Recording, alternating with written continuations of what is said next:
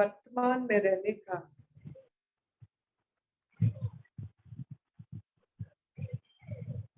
एक माध्यम होता है। Wow, it's a pink color. Even I like pink color. ये ओम का नाम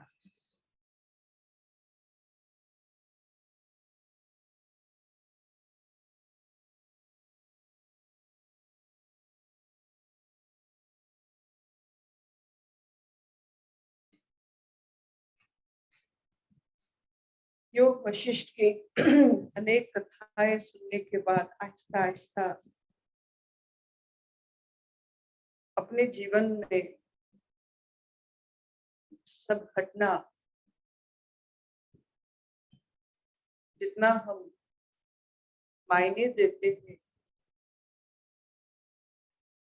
उसका असर हम पर बहुत ज्यादा पड़ता है। तो हमारे मन का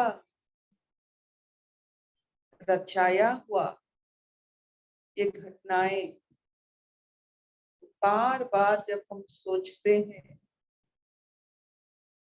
हम दलदल में फंसते हैं। बार बार घटा हुआ जो घटित हो चुका है वो विषय वो वाक्य बार बार सोचने से कहने से हम दलदल में फंस जाते हैं।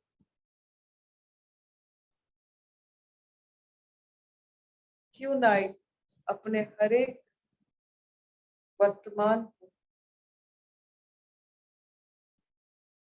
वर्तमान से ही हम जुड़े। नो पास्ट नो फ्यूचर, सिर्फ नाउ, वर्तमान।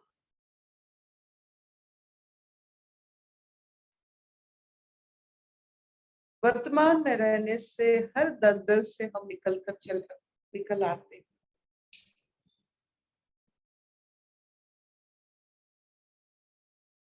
स्वागत है जी। आज का कहानी कथा योग वशिष्ठ का आपसे जरूर हमारा ये सुनने से by listening to you हम साफ होते जा रहे हैं। आज का कथा शुरू कीजिए। हरिओम अर्पिता, हरिओम सबको। आज की कथा है अर्जुनोपाख्यान। रामचंद्र जी को अनासक्त रहकर सब कर्मों को करने का उपदेश देते हुए वशिष्ठ जी ने कहा, हे राम, भगवान कृष्ण जिस असक्तता का अर्जुन को उपदेश देंगे उसी प्रकार की असक्तता को प्राप्त करके तुम भी संसार में अपना जीवन सुख से बिताओ। रामचंद्र जी ने वशिष्ठ जी से पूछा, वह अर्जुन कब उत्पन्न होगा और भगवान उसको किस प्रकार की असक्तता का उपदेश देंगे? वशिष्ठ जी बोले, भगवान यम हर एक चतुर्युगी में कुछ काल के लिए तप किया करते हैं। उस अवस्था में वे उदासीन भाव से रहते हैं। अतः ये भूमंडल अधिक प्राणियों से व्याप्त हो जाता है और रहने योग्य नहीं रहता। उन दिनों पृथ्वी का भार दूर करने के लिए देवता लोग ही आवश्यकता अनुसार प्राणियों को मारते हैं। इस समय पितरों का नायक व्यवस्थ नामक यम है। इसको कुछ समय बीत जाने पर अपने पापनाश के निमित्त तप करना होगा। उस समय पृथ्वी प्राणियों के भार से दबकर विष्णु भगवान की शरण में जाएगी।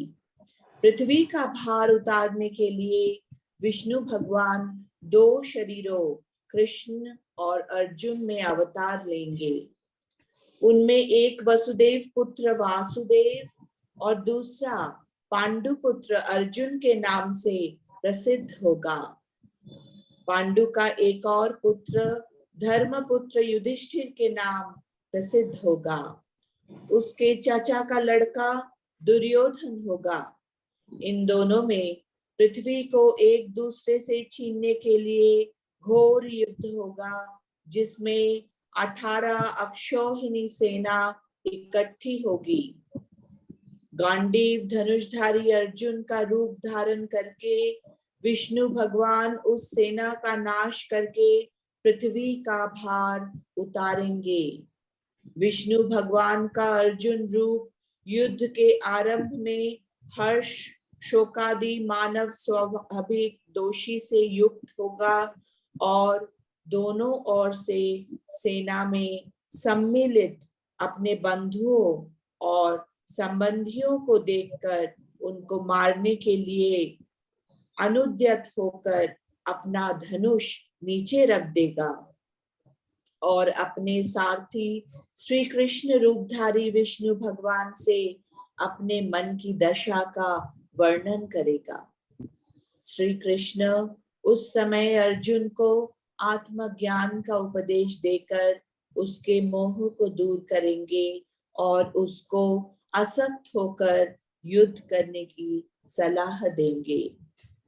श्री कृष्ण द्वारा किए हुए उपदेश से अर्जुन का मोह दूर हो जाएगा और वह युद्ध में अपने शत्रुओं को परास्त करेगा।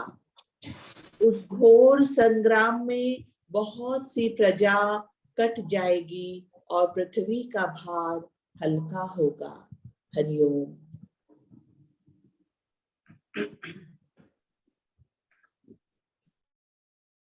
हमें आश्चर्य जरूर लगा होगा कि एक युग के प्राणी, एक युग के ऋषि दूसरे युग के कैसे वर्णना कर सकते। अभी भी आपने नॉस्ट्राडामस से लेकर हमारे यहाँ का एक प्रचलन है मालिका, जिसमें आगे क्या होगा लिखा गया। बहुत सारे ऐसे दूरदर्शी होते हैं जिनको इल्म होता है, पता चलता है कि ये जो हमारे आचरण है, विधियां है और हमारा विप्लव है, मानसिक स्थिति है, ये जो हमारा लगाव है, सबसे बड़ी बात है इंद्रिय मोह के बारे में कहाँ तक अंत हो सकता है। इंद्रिया आसक्त मन युद्ध तक, मृत्यु तक जा सकता है। हमने देखा है लीच जो लग जाते अपने, जब भी हम पानी में तालाब में जाते हैं नहाने के लिए, बहुत सारे लीचेस होते हैं। जब तक आप नमक ना दो वो छोड़ते नहीं है, वो और मृत्यु तक वो अपना खून चूसते हैं, the leeches। तो इंद्रियां ऐसे हैं कि मृत्यु तक नहीं छोड़ेंगे अपना आचरण। तो ये जो असामान्य अवस्था त्रेता युग में हुआ, माँ कैकेयी ने अपने बच्चे के लिए, जिसके वजह से किसी और को देश छोड़ना पड़ा, ये इसका सूचक है कि लोगों में चिंतन परिवर्तन हो रहा है। उससे पहले कभी कोई माँ ने एक बेटे को देश निकाला देकर अपने बेटे को राजा करने की इच्छा कभी नहीं की होगी। ये एक परिवर्तन था, चाहे किस कारण, लेकिन परिवर्तन ये सूचक होता है। ऐसे कैसे कोई सोच सकता है? जब ऋषि मुनियों ने ये परिवर्तन देखते हैं तो वो अंत तक सोचते हैं कि मनुष्य का चरित्र और आचरण युग युग में कैसा बदलता रहेगा। सत्य में कैसे, तृतीया में कैसे, अभी जो आगे आने वाले हैं, तो वो सोच सकते हैं कि जब बहुत सारे लोग पृथ्वी पर रहेंगे, उनमें क्लेश कलह होगा, तो किस लिए होगा? जमीन के लिए, जायदाद के लिए, रुतबा के लिए, ये सब के लिए क्लेश होगा। तो क्लेश में जरूर कोई ना कोई किसी के ऊपर भार जरूर आएगा न्याय करने के लिए। जो न्याय करेगा उसको कैसे पता चलेगा वो सही कर रहा है या गलत कर रहा है? कौन दुश्मन है, कौन अपना है? दुश्मन कैसे माने? हमारे जो लिखित जितने भी हमारे शास्त्र है, दुश्मन कैसे माने? कौन सा ऐसा लिखाई है जिसमें हमको पता चले कि इन्हीं को ही दुश्मन माना जाता है? ऐसा कुछ नहीं है। किसी को दुश्मन मानना बहुत, और उसके साथ युद्ध करना, ये एक छोटा आचरण नहीं है। आप मुझे बताओ, आप दुश्मन मानकर आप युद्ध करेंगे, मारेंगे, मरेंगे, ऐसा आचरण। जहाँ इतने सुंदर सूर्य आलोक है, चंद्रमा का शीतलता है, पृथ्वी में धन्य धान्य सब कुछ भरा हुआ है, शत्रु किसको मारे? जो लूट रहा है वो शत्रु है, ये जो लूटता है वो शत्रु है। तो सबका मूल हुआ वस्तुवाद। यहाँ तो कोई किसी का ज्ञान नहीं लूट सकता है, कोई किसी का जो आत्मभाव को लूट नहीं सकता है। लूटता है तो सिर्फ केवल वस्तुओं को लूट सकता है। तो वस्तु लूटने वाला क्या शत्रु होते हैं? क्यों राम जी ने कैकेयी को अपना शत्रु नहीं माना? उस समय ऐसा सोच ही नहीं था। उनका सब कुछ लूट गया, उनका सब सुख लूट गया, लेकिन कभी अपने माँ को, अपने भाई को, कोई भी किसी को उन्होंने कभी शत्रु नहीं माना। वो चाहते तो वहां युद्ध कर सकते थे भरत के साथ। भरत भी देखिए अपने भाई के लिए निछावर हो गया, शत्रु नहीं माना। अगर ये अवस्था द्वापर में हुआ होगा और हुआ अभी, आप देखिए शत्रुता कैसे निभाया गया। वही राम जी का अवस्था अगर अभी कली में होगा तो कैसे उसको निभाया जाएगा? सोच बदलता है। तो युद्ध एक सोच है, पहले सोच में फिर जाकर वो सत्यता में परिणत होता है। क्यों युद्ध करें? राम जी ने क्यों युद्ध नहीं किया अपने भाई के साथ, मां के साथ? अर्जुन को क्यों करना पड़ा? पांडवों को क्यों करना पड़ा? क्यों छोड़ नहीं सके राम जी के जैसे? क्या सोच बदला? फिर कृष्ण स्वयं ईश्वर का अंश युद्ध के लिए तैयार हो गए। जो शांति प्रिय है, शांताकार है, वो युद्ध के लिए कैसे राजी हो गए और कैसे वो युद्ध को चलन किए, निर्वाहित किए? कैसे, क्या सोच बदला? राम जी का सोच और अर्जुन और कृष्ण का सोच कैसे बदला? तो इसमें बहुत बड़ी बात होती है स्टैटिस्टिक्स, प्रोबेबिलिटी। अगर 1000 में एक ऐसा विचार रखता है तो उसका असर नहीं पड़ता। अगर 1000 में बहुत सारे लोग ऐसे सोचते हैं तो उसका असर पड़ता है।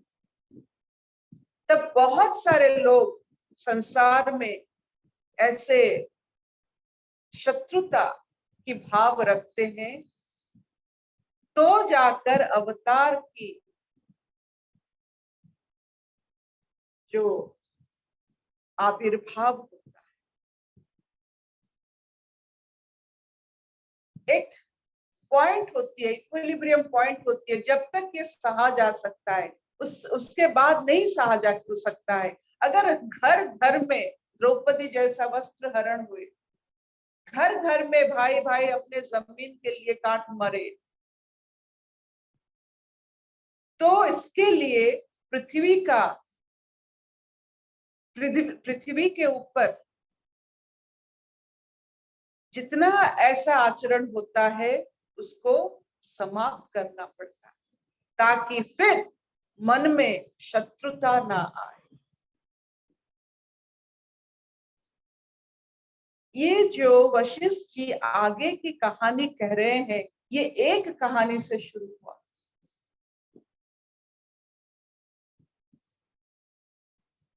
कि लोग अपने इच्छा पूर्ति के लिए धर्म तोड़ सकते हैं। वशिष्ठ जी को ये अनुभव हुआ, कितने छोटे होंगे राम जी, ये अनुभव हुआ कि लोग अपने इच्छा पूर्ति के लिए कुछ भी कर सकते हैं। शत्रुता भी सबसे घिनौना शब्द होता है, शत्रुता। मित्रता करना कितनी आनंददायक बात है, और शत्रुता निभाना कितना परिश्रम का बात है। किसी के लिए खून को खौलना, किसी के लिए बुराई सोचना, किसी को मारने की इच्छा रखना, कितनी बड़ी अलग सोच होता है।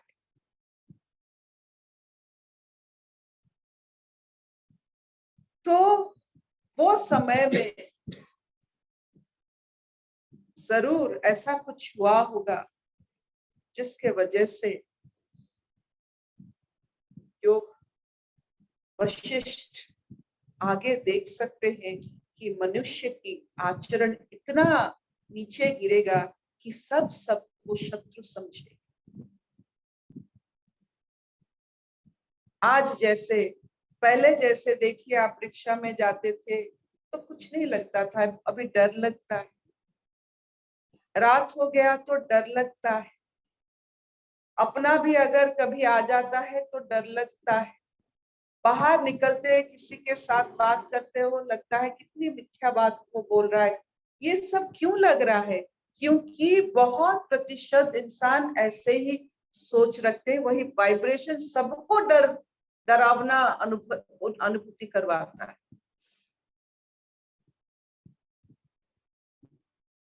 तो फिर इसको मुक्ति देने के लिए, ये डर से हमें उद्धार करने लिए तारणहार यानी कभी ना कभी ऐसे मानव रूप में अवतार जरूर कोई ना कोई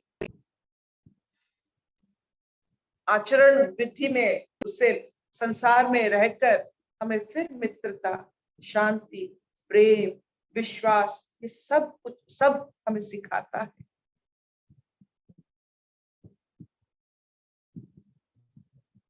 तो ये जो आज की कथा स्वागता जी आपने आज इतने बहुत सुंदर भाव से छेड़ी है, तो जब पृथ्वी पर अविश्वास का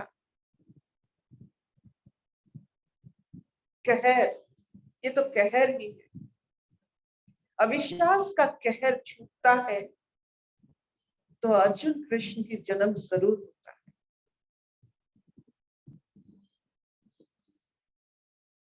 Will this do? Will this do? Yes, sir, पिता। आगे देखना, आप देखो हमारा शत्रुता की जो मनोवृत्ति हो गई है, सबके साथ शत्रुता, खुद के साथ भी शत्रुता।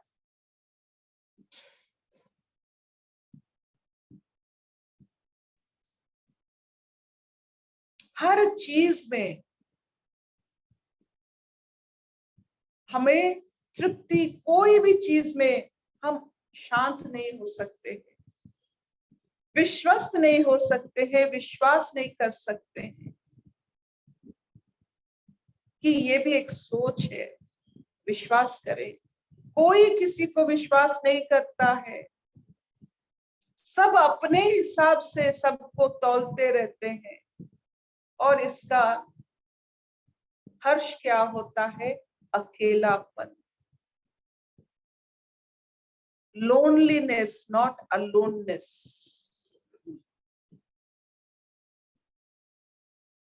लोनलीनेस में आप कैदी है, अलोननेस में आप मुक्त,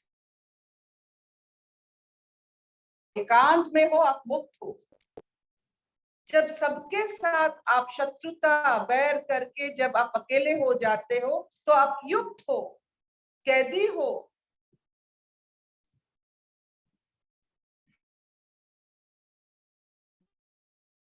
तो आप डिसाइड कीजिए आप कि आप अलोन हो या लोनली। आप शत्रुता की वजह से सबको अपने मन में रखकर खुद कैदी बनकर बैठे हो, या मित्रता के हिसाब से सबके साथ मित्रता विश्वास के हिसाब से आप मुक्त हो, आप अलोन हो, एकांत में। अकेला रहना और एकांत में रहने में दो फर्क होते हैं। अकेलापन शत्रुता की आचरण का विधि होता है, एकांत में रहना मित्रता होता है।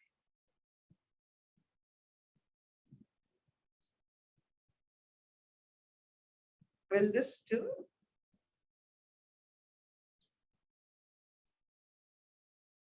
कुछ समझ में आया? यस सर पिता। छबिना दी? हाँ मामा। हाँ समझ में आ। हरिओम प्रभु जी, हरिओम। तो आज का जो रस है, जो मोती है इस कहानी में, इस कथा में, योग वशिष्ठ ने जो राम जी को दूरदर्शिता के बारे में, अपने दूरदर्शिता के बारे में बोले, तो जब अविश्वास फैलता है, राजा का धर्म है वो अविश्वास को वो समाप्त करे। विश्वास पैदा करने के लिए जो युद्ध करना चाहिए कीजिए।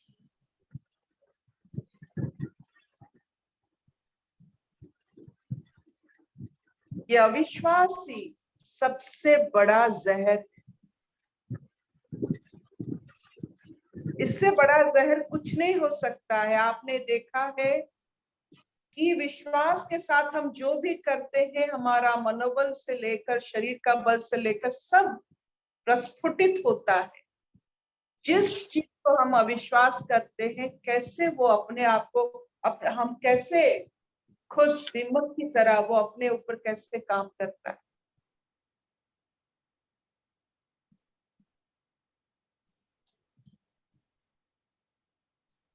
जो भी करेंगे विश्वास के साथ, मीरा जैसे विष भी पिएंगे विश्वास के साथ। जब विश्वास ही विश्वास होगा, तब जाकर सत्य युग का प्रतिष्ठा होगा। जितना विश्वास उतना सत्य, जितना विश्वास उतना कली का अनुभूति होता है। और ये मान लीजिए कि चारों ओर कली नहीं है, यहाँ भी सत्य की प्रतिष्ठा होती है, यहाँ भी इतने सारे लोग, लेकिन ये कली और सत्य के बीच में ये विश्वास का अगर प्रसंग उठा है तो उसके बारे में जरूर सोचिएगा कि आप सत्य युग का मतलब होता है विश्वास रखना।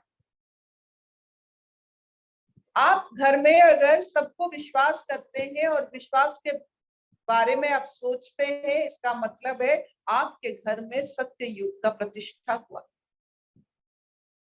आपके आचरण में अगर आप विश्वस्त होते हैं और विश्वास रखते हैं, इसका मतलब है आप सत्य युग के इंसान। अगर अविश्वास करते हैं सबको, आप कली को मानते हैं, कली आप पर पूरा जैसे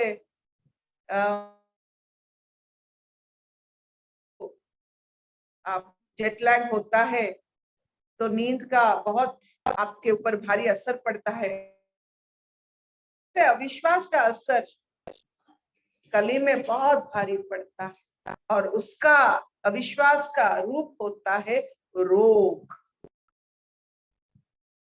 अल्प आयु, शोक, पीड़ा, कंदल, ये सब।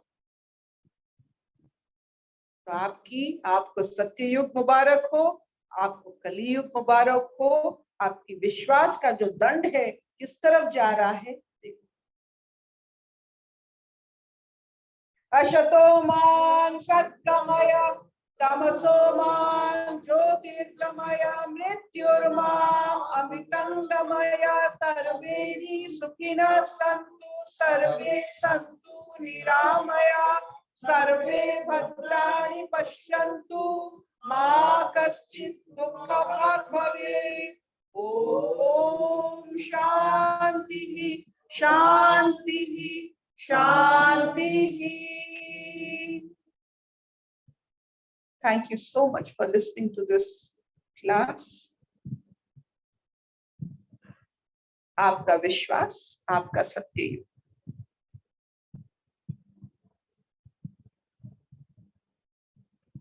शैली, जी दीदी। you're looking luminous, you're illuminating. क्या चल रहा है मन में? कुछ नहीं चल रहा दीदी, आपकी बात सुन रही थी बस, विश्वास के बारे में। यहाँ करेंसी होता है विश्वास का। हमारा करेंसी अगर विश्वास का हो, सत्ययुग प्रतिष्ठा होता है। हमारा तो करेंसी रुपया पैसा है, कहाँ विश्वास आएगा। तो दीदी अर्पिता, हाँ, विश्वास आएगा तो अविश्वास साथ साथ आएगा, राइट? विश्वास और अविश्वास, अगर अविश्वास नहीं है तो विश्वास शब्द का कोई अर्थ भी नहीं है। तो इसमें क्या होता है, हम अगर पूंजी होते हैं, देखिए अपने हिसाब से अगर हम इससे बताए, आप अगर इंसुलिन, जैसे हमारे पैनक्रियास से इंसुलिन निकलता है, ठीक है,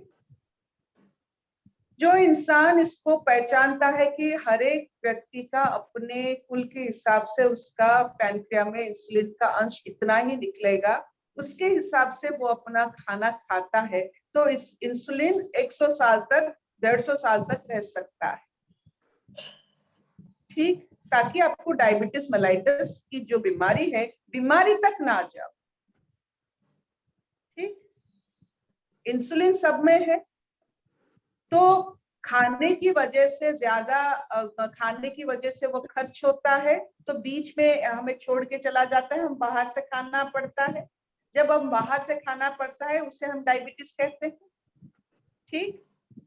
तो ये जो विश्वास और अविश्वास की बात है, विश्वास अविश्वास तक जा सकता है, लेकिन हम अगर विश्वास को ठीक से रखें, अविश्वास तक, देखिए हर संसार में, अगर हम संसार में रहते हैं, ये सामाजिक स्तर में ये सब होता है, तो हर एक चीज का एक विपरीत बात तक हम जा सकते हैं, लेकिन विपरीत तक जाने के लिए हमको अभी जो मिला, इंसुलिन मिला, विश्वास मिला, उसको ठीक से समझे, उसको ठीक से खर्च करें।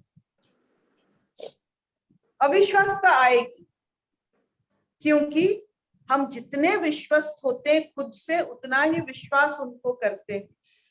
तो अविश्वास अगर हमने पहली बार अपने साथ जो विश्वासघातकता किया, इसका मतलब है हम ये सब पूरे समाज से हम विश्वासघातकता किए। हमने अविश्वास कैसे सीखा? अपने आप से सीखा। We ditched others.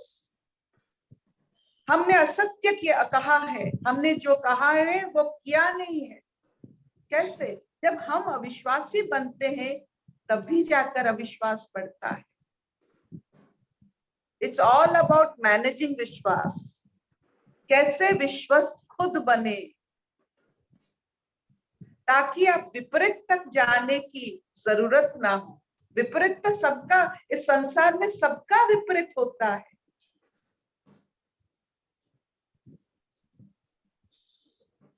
Manage your insulin, manage your विश्वास, मैनेज योर प्रेम, मैनेज योर मुस्कान। You have to. इसमें अगर इसको अभी आप अगर आप आपकी हर गुण का मैनेजमेंट कर लो बाय हॉबी, हर गुण, हर दिव्य गुण के ऊपर थोड़ा नजर डाल के उसको मैनेज करने चलो, तो आप देखोगे आपको अकेलापन कभी महसूस नहीं होगा। No question of loneliness. अपने गुणों को मैनेज करो। एक मुस्कान को मैनेज करके देखो ना, जैसे हम पल्लू मैनेज करते हैं, साड़ी के पल्लू, मुस्कान को मैनेज करो कि ये छूटे नहीं, अपने होठों से गिरे नहीं। करके देखो स्वागता, समय कैसे अच्छा लगता है। इतना चलेगा। राशि बहुत सुंदर, आपका मुस्कान बहुत सुंदर है। You have a beautiful smile.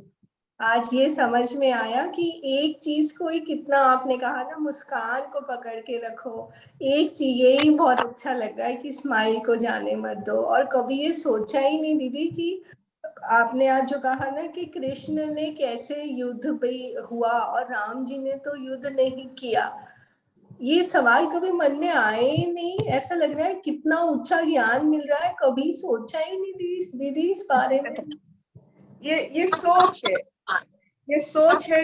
आजकल ये सोच वस्तुवाद दुनिया में बहुत चल रहा है, क्योंकि टेक्नोलॉजी के ऊपर ये सोच चल रहा है, प्रोडक्ट की सोच चल रहा है, लेकिन खुद एक प्रोडक्ट है, उसके बारे में कोई नहीं सोचते हैं। थैंक यू दीदी, thank you Prabha aunty. Thank you, thank you, स्वागत है शबिनानी। Thank you so much. Thank A wonderful session. You. बढ़िया।